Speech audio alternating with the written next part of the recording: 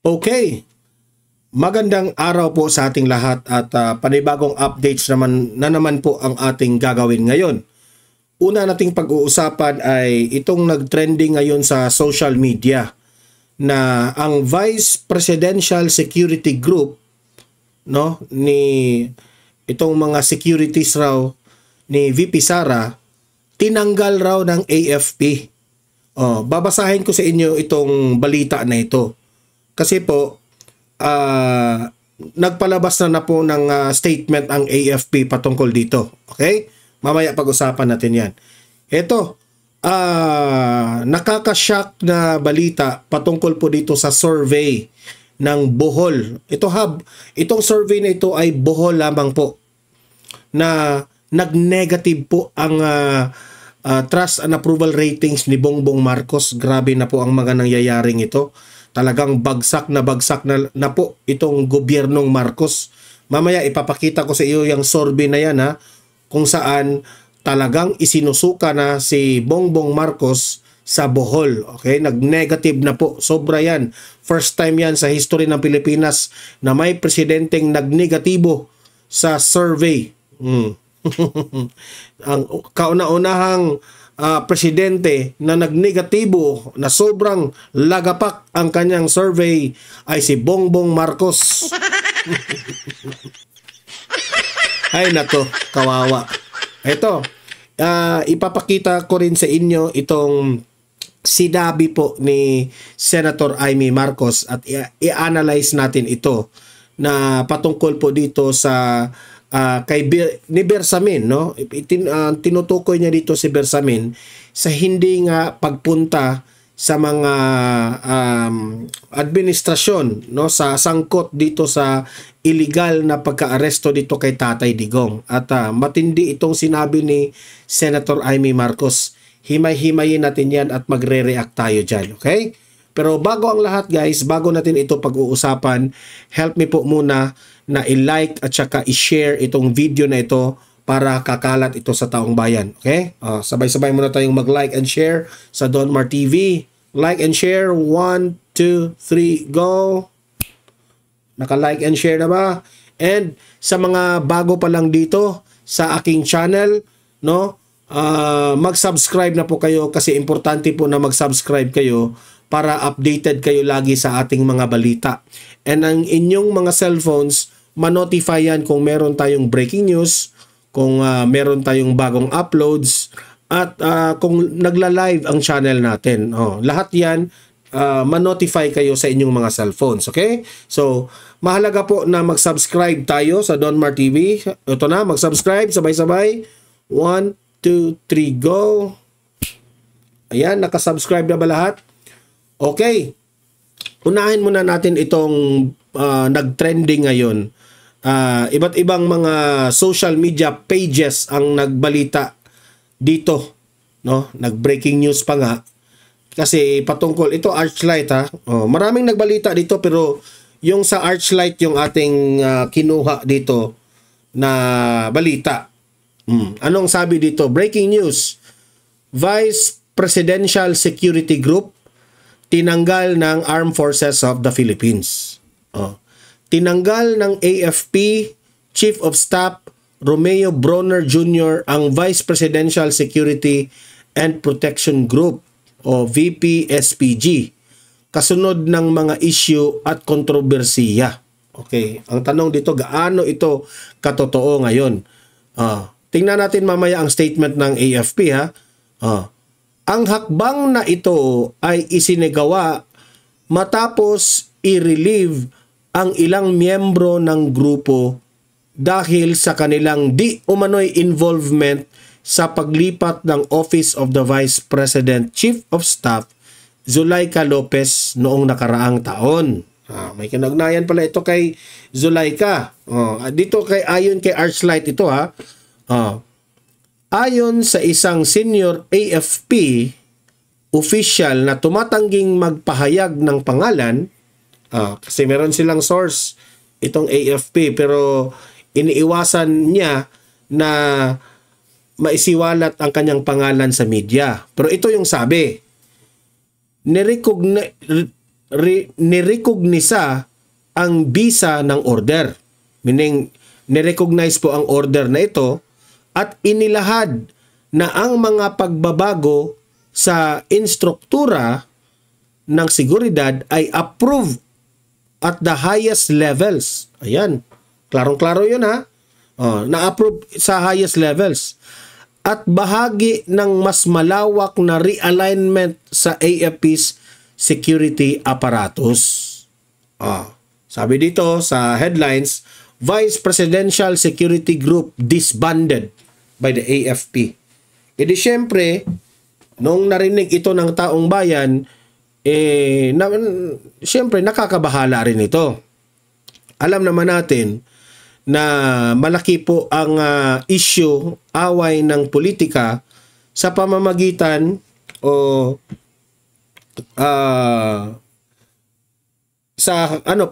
sa issue po ng Marcos at Duterte na political rivalry.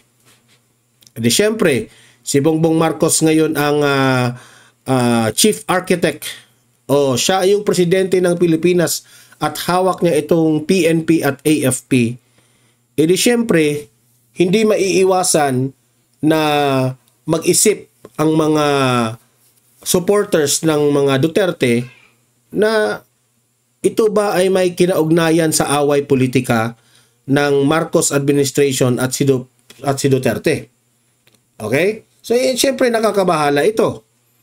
So, ngayon, dahil kumakalat yan sa social media itong issue na ito, nagpalabas raw ng statement itong AFP.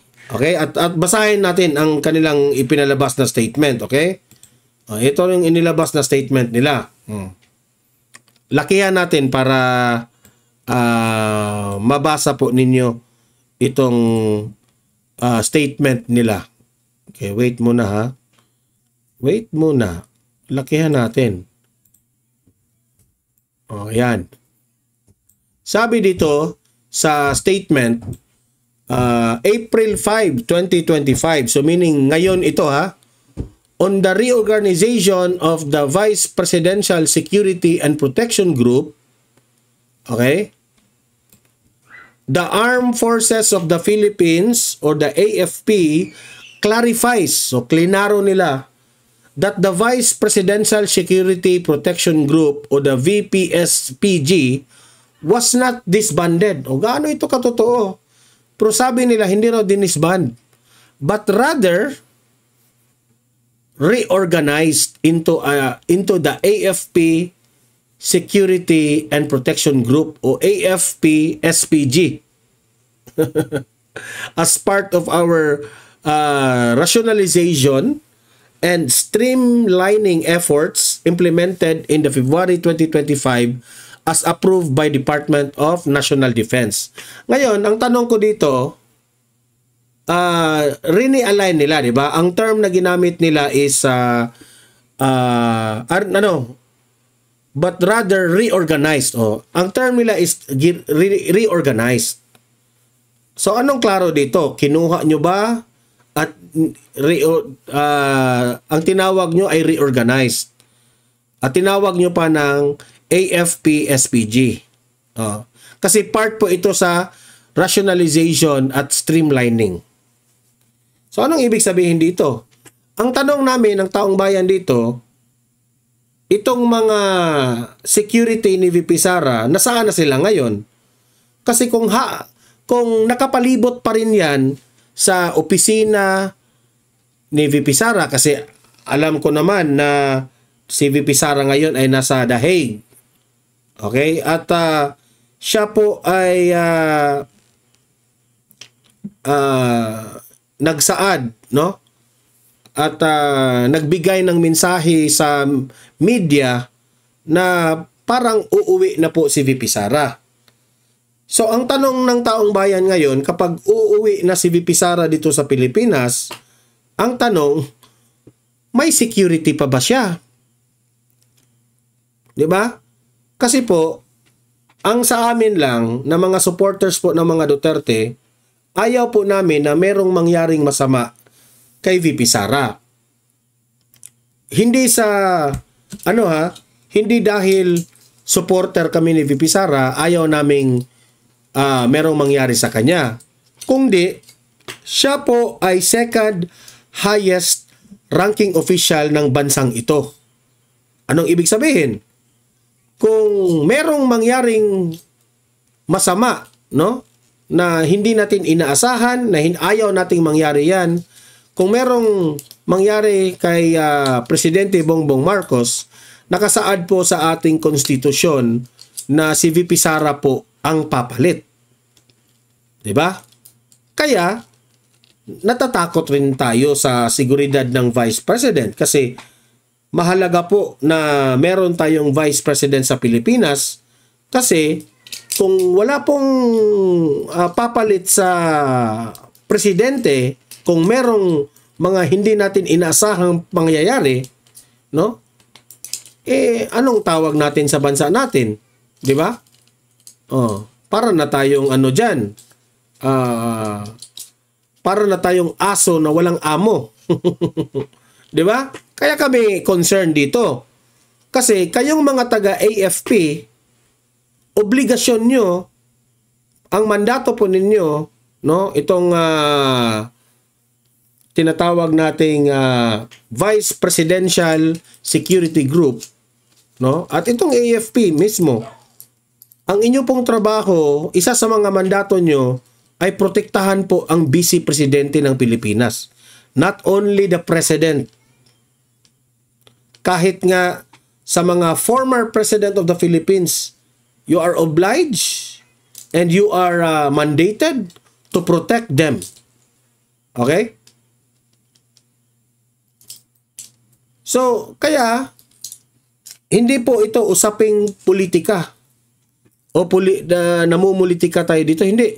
Usapin ito sa integrity at bilang isang matatag na institusyon ay meron po puprotekta sa mga highest ranking official natin o mga high ranking officials. Sabi dito, this administrative adjustment was undertaken to unify security and protection operations. Ito yung mga paliwanag nila ha. It ensures the continued, uninterrupted, and robust protection of the Vice President within a more integrated and optimized framework. Ayun naman pala. So, klarong-klaro po dito ha, sa statement ninyo, mga AFP, na ito pa rin ay nagpoprotekta. Kung ano mang tinatawag nyo, realignment, reorganized, basta ang importante, napoprotektahan ang Vice Presidente at all cost. Yan ang importante ha. Klaruhin natin yan kasi si VP Sara ay hindi pa naman nagbigay ng statement patungkol dito. But trending na trending ito. Okay? So at least klarong-klaro tayo. Fair tayong nagbabalita dito kasi merong na si Bronner daw, tinanggalan na raw si VP Sara. Siyempre, maalarma tayo dyan. Pero at least, nabasa na natin itong sinabi nila na robust pa rin ang tawag nila sa proteksyon nila kay VP Sara. Okay? So, to continue, it is worth noting that the Vice President Security Group was only created in June 2022. Prior to this, Vice Presidents were secured by the Security and Protection Battalion under the AFP General Headquarters and Headquarters Support Command. Ang tanong ko dito nung nandoon sa Manila Air Base, bakit hindi nyo pinapapasok si VP Sara doon sa kanyang tatay? Yun ang ipinagtataka ko Ito pa, with no dedicated military security group. As much the current setup in the more efficient and effective way to ensure the safety and security of the present and the future presidents. Ayun naman pala. So kung yan ay ikakabuti sa seguridad ng ating mga official sa bansa, wala tayong problema dyan. Basta siguraduhin nyo lang na hindi kayo mangingialam sa away politika. The AFP likewise appeals to some of our fellow Filipinos to avoid spreading false or misleading information. Tama. We enjoin our kababayans to use our communications platforms to promote unity, peace, and understanding, not to sow discord, hatred, and division. Mabuhay kayo AFP basta bantayan nyo lang ang Vice Presidente. The AFP remains fully committed to the safety and protection of the Vice President and all key officials and of the government. Alam nyo, sa totoo lang, marami na kasing mga nagko-comment dito, pati nga mga vloggers, iwasan po natin na magdulot ito ng tensyon. Okay? Kasi at least nagpahayag na ang statement itong Armed Forces of the Philippines. Okay? At tayo po ay maniniwala dito. Okay? Basta siguraduhin nyo lang mga taga-AFP na sinusunod po ninyo ang inyong mandato. Ang mandato po ninyo ay hindi po mamumulitika. Hindi lang Presidente ng Pilipinas ang inyong poproteksyonan, kundi lahat siguro ng mga government officials. Wala kayong papanigan, basta at all cost, you have to protect the Filipino people, including our government officials, na walang halong bias po. Okay? So, klaruhin natin yan. Sa mga kumakalat na balita na tinanggalan si VP Sara ng Vice Presidential Security Group, eto na po ang sabi ng AFP. Hindi raw, reorganized raw ang term nila. Okay? Rationalized, streamlining efforts, di ba? At robust pa rin daw ang proteksyon sa Vice Presidente. Okay? Klarong-klaro yan ha. Tatandaan namin yan mga AFP. Mabuhay po kayo dyan. Okay? Heto, punta tayo sa next topic natin. Teren! Ito, nagtrending kasi ito eh. Bakit ba nagtrending ito? Kasi alam naman natin, noon pa ito na alam natin na ang Bohol talaga, hindi talaga yan maka-Marcos yung Bohol. Di ba? Pero, ito yung nagtrending na balita na, di ba, binalita na natin na yung trust and approval ratings ni Bongbong Marcos sobrang bumagsak at sobrang tumaas, no? Ayon yan sa Publicos Asia Survey. Okay? Ngayon naman dito sa Archlight News, at ito po ay kinuha nila na impormasyon sa Bohol. Okay? Ito po ay survey lamang po ng Bohol sa pamamagitan ng usapin ni VP Sara at itong si Bongbong Marcos. Okay? Ito ay binalita April 4, 2025. Ano bang nangyari dito? First time in the history na meron tayong presidente na nag-negative ang rating. Okay? Ito raw ay nung the other month, -9 raw ito. Ngayon, sa March, -43 ang kay Bongbong Marcos. Ayan, no? In-encircle pa nila yung tunay na datos. Ayan, no? Para makita talaga na hindi ito fake news. Okay? At si VP Sara naman ay nag-plus 67 ang rating. Meaning to say, mataas. Okay? So, kayong mga bangag vloggers, kayong mga tambaluslos vloggers, fake news pala yung mga sinasabi ninyo. Kasi itong mga vloggers ni Bangag at ni Tambaluslos, lagi silang nagpapakalat ng fake news na ano raw sila.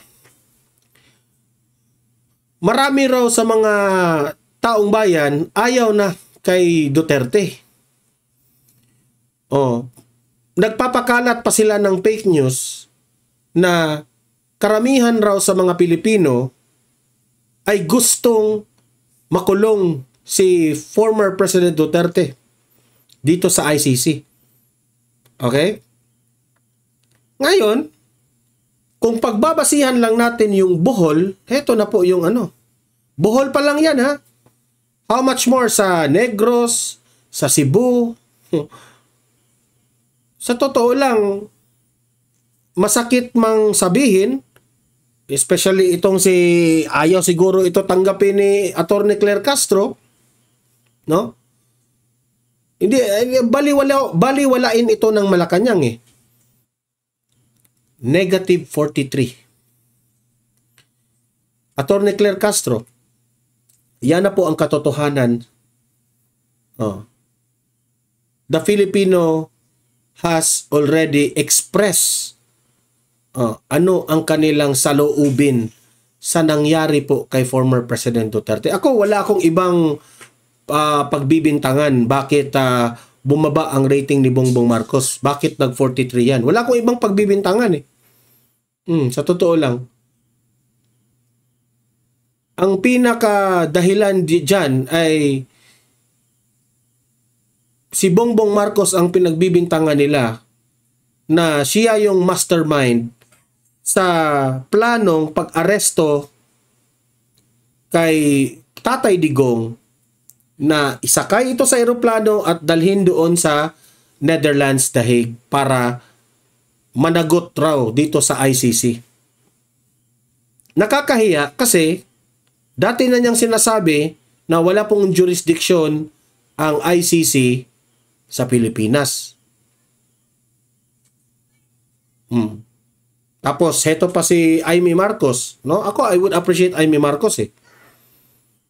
Lahat ng mga ginagawa niya ngayon, booking na booking talaga itong mga taga DOJ, DILG, at itong PNP, itong si Torre, na nakipag-ugnayan po, communicate ang Pilipinas sa ICC. At inamin yan mismo ng mga taga-ICC na ang Pilipinas po ang nagdedesisyon na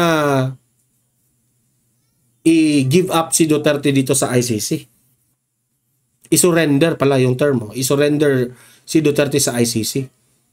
So, klarong-klaro yan at alam ng taong bayan yan na gawa ito ng Administrasyong Marcos. No wonder na 43% na lang, 43 na lang yung rating mo, Bongbong Marcos. Alam mo, Bongbong Marcos, no, hindi mo man ito maririnig. Kung maririnig mo itong vlog na ito, well and good. Kung hindi, okay rin. Wala rin tayong problema. Pero ito lang masasabi ko sa iyo, Bongbong Marcos. Alam mo na medyo dihado ka na sa taong bayan eh. Aminin mo man sa hindi, isinusuka ka na ng taong bayan. Ako, ang advice ko sa iyo, iwasan mo ang pamumulitika, Bongbong Marcos. Iwasan mo na i-involve mo yung administrasyon para gipitin ang mga kalaban nyo sa politika. Kasi wala namang ibang pagbibintangan eh. Ang ng taong bayan, kundi ikaw. Yung nangyayari kay VP Sara na gusto nilang ipa-impeach. Di ba? Diyan sa Kongreso, alam naman natin, kasin mo, pinsang buo mo ang leader dyan. At yung mga galamay ng pinsang buo mo, yung mga minions dyan, sila yung nagtatrabaho dyan sa confidential funds ni VP Sara, no? Tapos Wala silang, dahil sa kadesperado nila, talagang inimpeach nila si VP Sara. Di ba? So, kumbaga, obvious na po kayo na ayon sa opinion ng taong bayan, namumulitika kayo. Na, Bongbong Marcos, kung gusto mong mag-improve ang inyong ratings dito sa bansa natin, kung ako sa iyo, ano ka? Kumalma ka. Kalma ka at tutukan mo ang mga problema ng bansang Pilipinas. Siguro tataas yan. Pero ito lang yung masasabi ko sa iyo, Bongbong Marcos. Hindi mo malalamangan ever si VP Sara. Kasi yung balita na tumaas yung ratings ni Bongbong Marcos, hindi naman nakalamang si Bongbong Marcos kay VP Sara eh. Bumagsak na nga si VP Sara konti, ikaw tumaas ng konti, hindi pa rin nyo nalamangan si VP Sara. At ngayon, na gising na ang taong bayan, Bongbong Marcos, talagang hindi mo malalamangan si VP Sara. Take it or leave it, but ang Pilipino, ang taong bayan, ang gusto nilang mapresidente sa 2028, walang iba kundi si Vice President Inday Sara Duterte. Yan ang totoo, Bongbong Marcos. Mag-real talk tayo dito. Huwag kang maniwala dyan sa mga attack dogs mo. Yung mga kakampi mo, bubulahin ka at bubulahin ka dyan. Kami dito sa Donmar TV, prangkahan ka namin, i-real talk ka namin kung anong katotohanan. Kasi kami, kung medyo dihado rin ang mga Duterte, medyo hindi maganda yung rating ng mga Duterte, sasabihin rin namin dito. Si VP Sara, bumagsak siya, ganun, ganyan. Kasi hindi po kami yung tipong nagva-vlog at nagbabalita na purihin lang namin ng purihin si VP Sara at si Duterte. Kung meron din silang mga times na bumagsak ang rating nila, di sasabihin namin ng totoo. Yun ang realidad eh. Hindi tayo magbimiki ng balita dito. Kasi po, mahirap na kung tayo eh. Yung puri tayo ng puri sa sarili natin, pero at the end of the day, masyak ka na lang na bumabagsak ka na. At ka na, on the day on the election, ma-realize mo natalo na pala kayo. Dito sa Donmar TV, as early as now, ipaalam namin sa iyo na wala ka na talagang chance. Mas lalo ka na Martin Romualdez. You will never win against VP Sara. And you will never be a president in the Philippines. Magagalit ang taong bayan kung ikaw ang mapresidente. Sa totoo lang. Kaya itong ratings na ito ng Bohol, 43, sa tingin ko, hindi lang ito Bohol eh. Hindi lang ito Bohol. Buong bansa na ito. Bohol naman ang nagsasalita. Pero kung sabi nila, Solid North, sa sa Luzon raw, sa Manila raw, malakas raw ang mga BBM. Sus ko sir, kahit anong mga grab drivers doon, mga motor taxi doon, yung mga angkas, kahit sinong tatanungin ko doon sa mall, mga sales lady doon, lahat. Ako, mahilig ko magtanong-tanong. Wala na talaga. Galit na galit sa iyo sa ginawa nyo kay Tatay Digong. Lahat doon sa Maynila, sir, Duterte lahat ang panawagan ng taong bayan. Hindi po ako nagsisinungaling yan.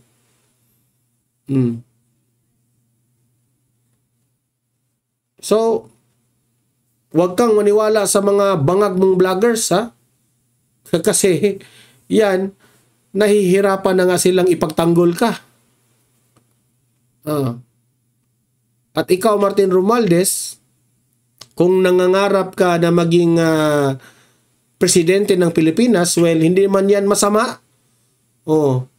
Pero, sabihin ko sa inyo, magsasayang ka lang ng pera kung ikaw ay tatakbo. Kasi po, hindi ka talaga mananalo ever since na lumabas yung pangalan mo sa presidential survey. Hindi talaga yan, hindi ka talaga mananalo. Yun ang totoo. Ito, punta tayo dito sa sinabi ni Senator Amy Marcos. Ito. Yan. Ito, alam naman natin, itong si Senator Amy Marcos, dismayado siya sa mga pinatawag niya sa hearing na hindi naman sila sumipot. Sina Torre, sina Remulla, sina John Vic, Boying. Di ba? Hindi naman sumipot. Kaya ito yung statement ni Senator Amy Marcos. Kasi si Executive Secretary Bersamin naman yung nagpalabas ng statement na hindi na papupuntahin yung mga tauhan nila, di ba? Ito yung statement ni Amy. Kung kaya ng isang matanda na may sakit na harapin ang walang respetong pag-aaresto, ang tinutukoy niya dito si Duterte, ha? Kasi po, si Duterte may sakit. Sobrang matanda na. Diba? Kahit nga illegal yung pagka-aresto kay Duterte, pero hinarap ni Duterte ang ICC. Diba? Meaning to say, may yagbol si Duterte. May bayag si Duterte. Diba? May bayag, may yagbols. At the same time, matapang si Duterte, hinarap niya ang mga taga-ICC. ICC pa yan. Okay? Sabi ni Amy Marcos, bakit ang mga duwag, meaning Manang Amy, sino ang duwag? Si Torre? Si Boying Remulla? Si John Vic? O si Marbel? Yan mga duwag. Bakit ang mga duwag? Yan ang pinatutungkulan niya. Ito sinang lahat, ha? Duwag na ito ay wala sa ating harapan. Anong tawag namin sa inyo? Torre, duwag. Marbel, duwag. Boying Remulla, duwag. John Vic, duwag. Si Manang Amy na ang nagsabi niyan. Duwag ang tawag sa inyo. It only shows na duwag kayo. Takot kayo kasi meron pong ebidensya. Si Duterte nga hindi natakot. 30,000 di umano yung ibinibintang sa kanya. Hinarap niya ang taga-ICC. Mag-isa lang si Duterte doon, ha? Mag-isa lang sa ICC. Pero kayo, dami kayo. Bakit hindi kayo pumupunta dyan? Sa hearing pa yan ng Senado. Yan ang tawag sa inyo, duwag. Duwag talaga kayo, duwag. Hindi nyo makaya ang ginawa ni Tatay Digong. Kaya, you will never be loved by the Filipino people, Bongbong Marcos. Kasi duwag yung mga tauhan mo, eh. Kung duwag yung mga tauhan mo, duwag ka rin. Ako, sa totoo lang, mas hahanga pa ako kay Senator Amy Marcos kaysa kay Bongbong Marcos, eh. Buti pa itong si Senator Amy. Doon lang siya sa katotohanan. Pero hindi ibig sabihin, ha, na buboto ako kay Senator Amy. Na-appreciate ko lang ang kanyang ginagawa. Sabi pa dito, kung ang sigaw ng sambayanan sa ICC para kay PRRD ay bring him home, ang sigaw ko kay Executive Secretary Bersamin sa mga pinoprotektahan niya, bring them here. Here to the Senate now. Di ba? Pahiya ka dito, Bersamin, ha? Senator Amy Marcos, Republic of the Philippines, April 4, 2025. Bersamin, ipalabas mo na yung mga manok mo dyan. Iharap mo dyan sa hearing. Wala pala kayong bayag, Bersamin. Wala pala kayong yagbols dyan.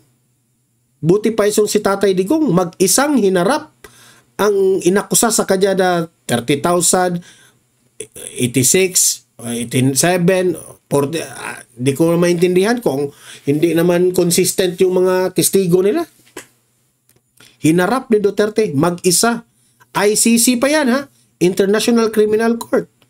Yung sa inyo, Senate hearing lang, pero takot na kayo. Walang mga bayag, walang mga yagbols, tuwag. Di ba? Nakakahiya. Nakakahiya. That means to say, na itong mga senatore, itong sina Marbil, John Vic Remulla, itong si Boying, yan ang nagpapatunay na hindi nyo kaya ang ginawa ni Tatay Digong. Okay? Kaya itong si Tatay Digong, minahal ng taong bayan kasi po, he is so brave. Binuhos niya ang buhay niya para isalba kaming taong bayan. Sinakripisyo niya. Ha? He is at the front line para sa mga problema ng Pilipinas, at yan po ay nakikita ng dalawang mata ng taong bayan. Kitang-kita po namin kung may dito, ipis dito Kitang-kita po ng taong bayan na sino ba itong ipis na ito? Si Tore na naman to. Pinangalanan ko ng Tore itong ipis namin dito Tore, ikaw na naman yan Every time mag-vlog ako, ito alcohol nga tayo. Nangiisturbo itong si Tore sa akin. Ito. Yung ipis na itong pinangalanan ko ng Tore. Ano ba yan? Yung ipis dito Ayan. Wala na.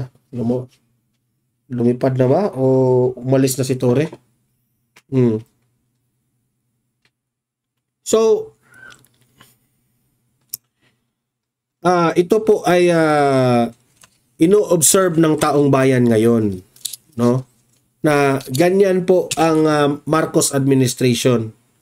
Hindi marunong humarap kung sila po ay ipapatawag na sa kanilang mga issue sa mga irregularities dito. Walang bayag, no? So, matatawag talaga natin na unfair. Si Duterte, inaresto nila na walang kalaban-laban, walang klaro na warrant of arrest, hindi nila pinagbigyan ang si Tatay Digong natin na makapagdepensa sa kaniyang sarili. Talagang unfair. Pero buo yan na tinanggap ni Tatay Digong at nandun siya ngayon sa ICC. Pero itong mga taong ito, sila na yung ipinatawag, hindi pa sila pupunta. Nasaan na ang fairness dito? Dinala yung si Tatay Digong doon Maraming mga experts na mga lawyers nagsasabing illegal yung ginawa ninyo. Ngayon na mananagot kayo doon sa ginagawa ninyo, hindi na kayo pupunta dito? Na ang tanong ko sa gobyernong Marcos, sino ang mag-implement dito na pupunta sila dyan sa hearing ni Amy Marcos? It's very unfair. Unfair na unfair talaga. Kung si Tatay Digong ang kanilang akusahan of something, easy lang nila ipadakip. Pero ngayon kung sila na ang ipapatawag, baliwala lang sa kanila. Dahil nasa posisyon sila, dahil you are in power. 'Di ba? Sobrang unfair ninyo. Nakakahiya po kayo sa taong bayan, sa totoo lang.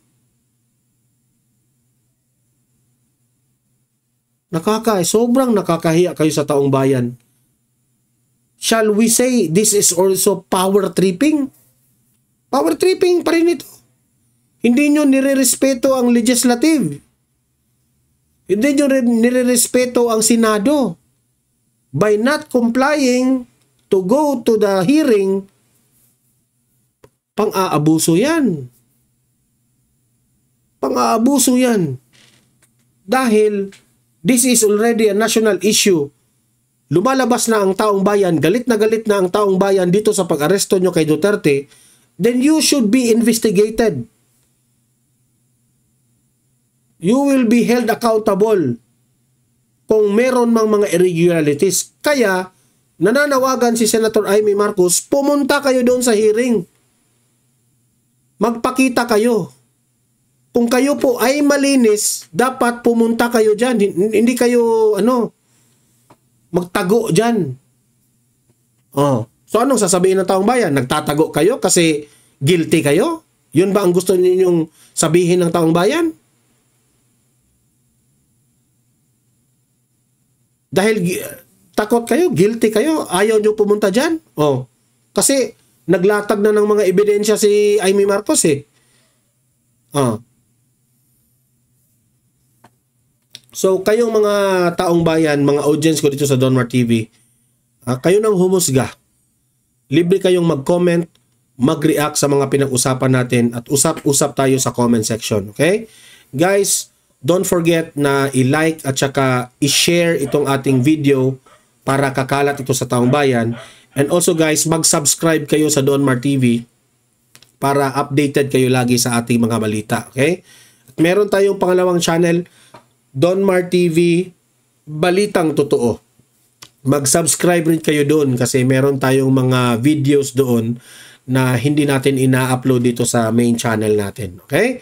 So, ayan, maraming salamat sa mga audience ko dito sa Donmar TV, no? At sa mga moderators at mga nagpapakulay. Thank you very much.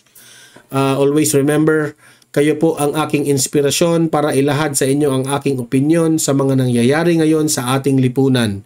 Okay? See you in my next video. See you in my next live. Have a great day. Have a great night. God bless po sa ating lahat. Mabuhay ang Pilipinas. And God save the Philippines. Bye-bye.